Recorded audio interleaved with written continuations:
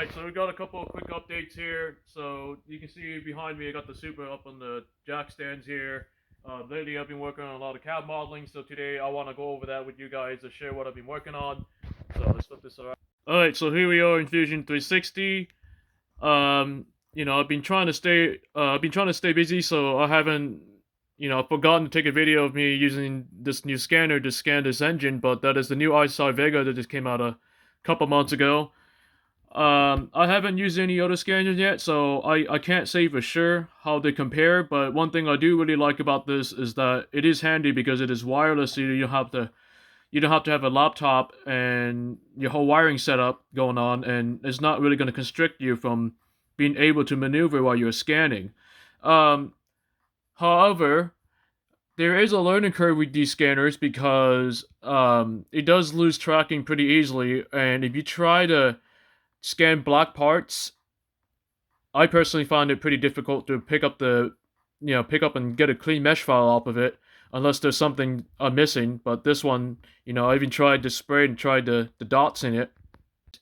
We are generative design, and in here you can run fluid simulations through your CAD model to get an idea of what it could flow like.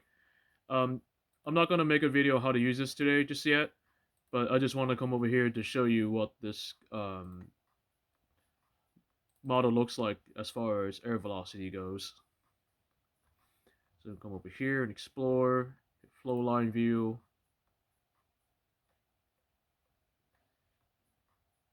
There we are. Alright, so I'm going to show you another details of the 3D printer headers.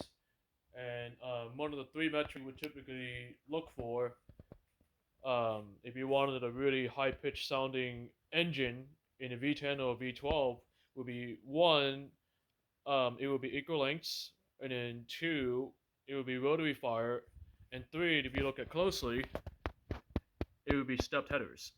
So, see, the only thing I don't know how this one's going to turn out, that the step is not part of the runners themselves, but they're actually in the collectors instead. But we'll play by ears and we'll see. So you can see I got the motor taken apart. I got it cleaned up as best as I could. I don't know if I'm taking the block apart, because with the power I'm making naturally aspirated, I think it can hold up with the stock rods for the time being. And I kind of want to get a baseline. So here's a couple close-up of the billet rear sump conversion from Quick Shift here. So I got some people what they call the pancake style 2J motor mounts right here, and everything fits up really nicely. One little detail about this is that it doesn't use this factory hex flange hardware, so there is a couple of bolts here that's gonna have to be swapped over to either socket cap head or some other hardware that's gonna clear the bottom side of the oil pan here.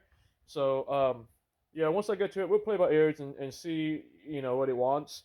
And on the website, they also listed that they wanted a 3VZ starter, and for a while I was wondering why did they want 3VZ starter. But if you look here, it makes sense now because this is where the dipstick tube is going to be, and the factory Century starter is a little bit too long, so there has to be, more than likely, a gut feel and say that the 3VZ starter is going to be shorter than this one. Here's another detail. This piece has a stopper bolt.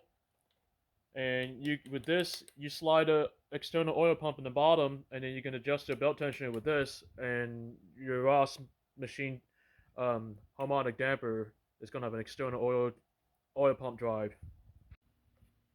So here's another project I've been pretty excited about. This is the rear-mounted oil cooler setup that I built for the Supra. These 100% bolt onto the car behind the quarter vent.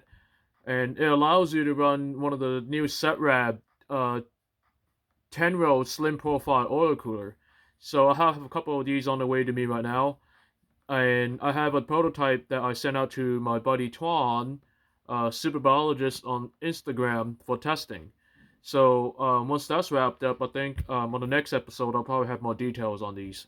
Alright, so if you guys have any questions, don't forget to give me a comment below and hit the click and subscribe button. Thank you very much. We'll see you in the next one.